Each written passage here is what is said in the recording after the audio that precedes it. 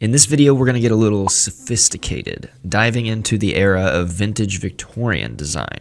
So I want you to think about lavish ornaments, rich jewel tones, and typefaces that look like so much work has been put into it, like an entire art piece than just drawing a letter. And you're going to be able to spot this style on antique cans and labels, book covers, opulent wedding invites, and all of this is still being used today, despite what you might think. It's used a lot in branding that needs to feel expensive and timeless. So we're going to go over what makes this style work and some principles of Victorian design so that you can easily make your own designs. And I'm going to show you some super neat hacks to get that perfect vintage aesthetic, so stick around for that. But first, let's understand where Victorian design came from, because that's going to help us when we put these principles into practice. Let's rewind to the age of Queen Victoria, between 1837 and 1900. Let's talk about industrialization, rising wealth, and mixing Gothic, Rococo, and Neoclassicism into one iconic design style of all time. And that's where Victorian design is emerging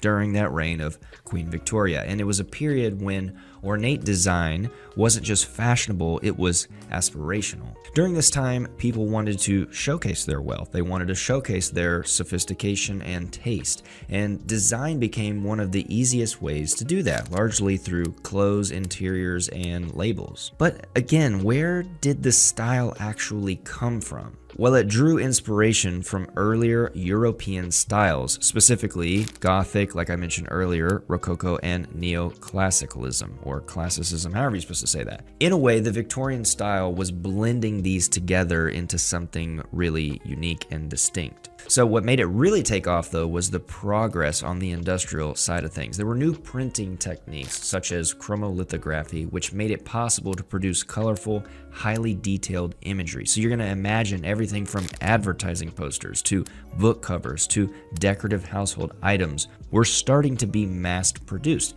And this made it much easier for a trendy style to spread. Not as fast as a viral post on TikTok, but pretty fast for the time. Then we have designers enter the scene like Christopher Dresser, and he's often called one of the first industrial designers who pushed the boundaries of combining mass production with ornamentation. The combination of the handcrafted sensibility with machine-made efficiency meant that these intricate designs we've been talking about could reach the masses. So you didn't have to be filthy rich anymore to have the latest style in your home anymore. And because of this efficiency, the style was being used everywhere. Think about wallpaper, furniture, signage, even everyday items like playing cards. I'm sure you've seen some sort of vintage-esque playing card before. Even labels for packaged goods and foods. The purpose was both to be beautiful but still communicate what the item is. And in my opinion, this was the golden age of advertising, and Victorian graphic design helped brands and products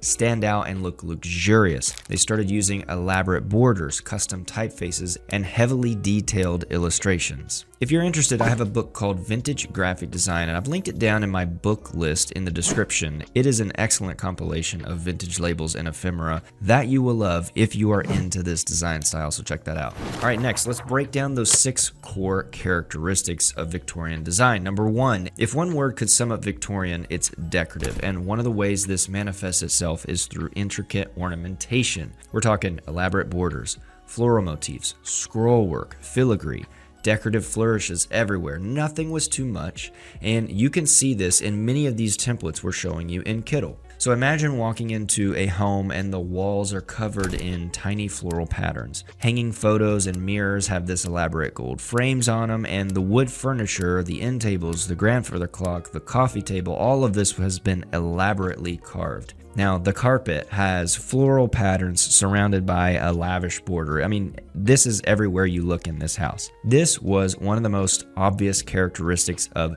Victorian design, the ornamentation. And it was symbolic to this era because it was a clear way to symbolize luxury, wealth, and sophistication. So to create this in your graphic designs, you're going to think about layering ornate vector elements like filigree frames, vintage borders, and repeating floral patterns around your main content or typography.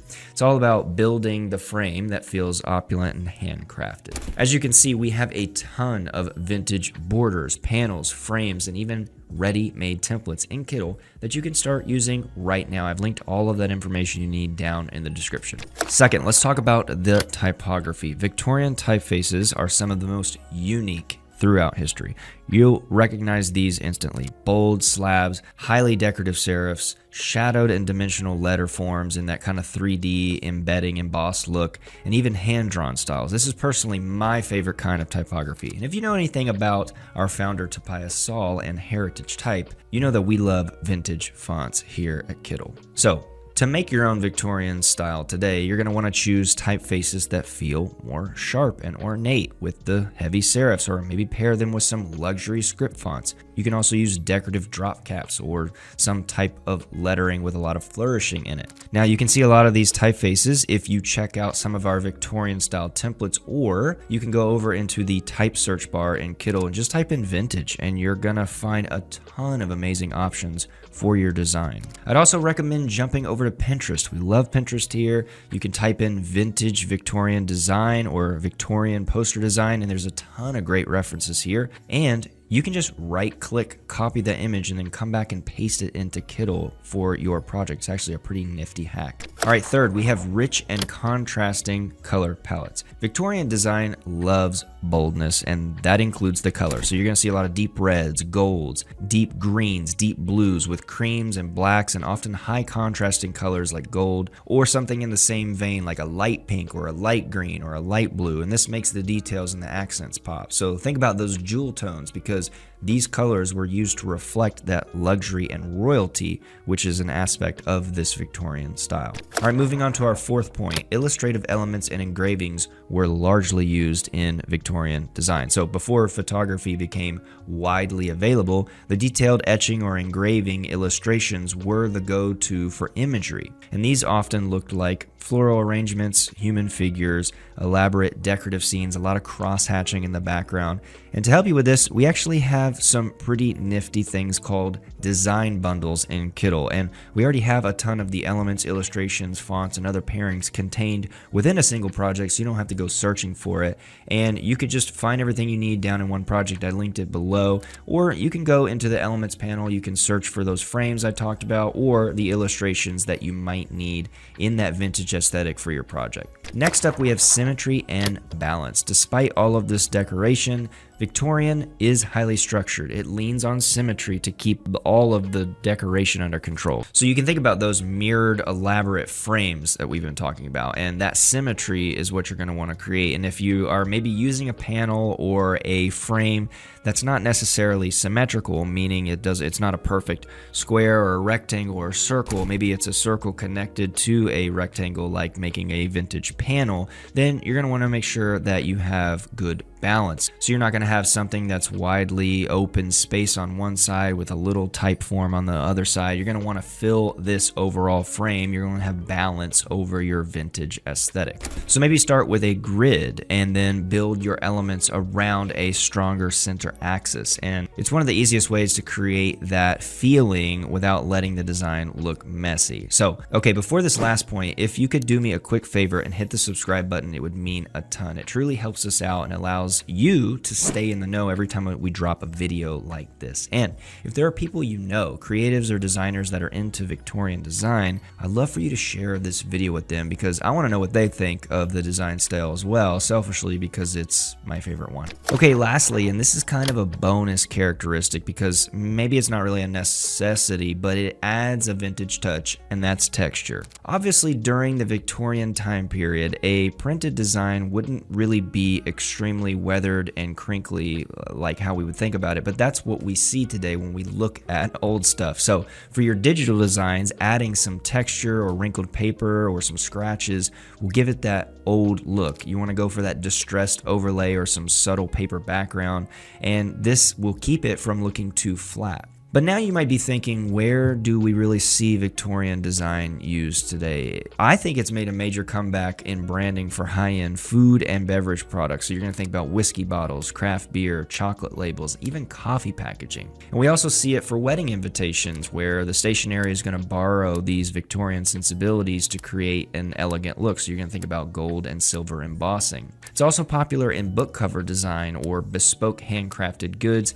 and still to this day, soap labels. And it's easy to see why this style is popular, because it communicates luxury, history, craftsmanship, timelessness. It's also just highly distinctive, and it stands off the shelf amongst a sea of other products that look really flat and really minimal. But I'd love to know what you think about Victorian design. I want you to comment down below and tell me where you have seen a Victorian design used. And if you want to try creating some of these designs yourself, you can actually find a ton of the Victorian inspired templates I've been showing you in Kittl, or the typefaces and the other design elements you need.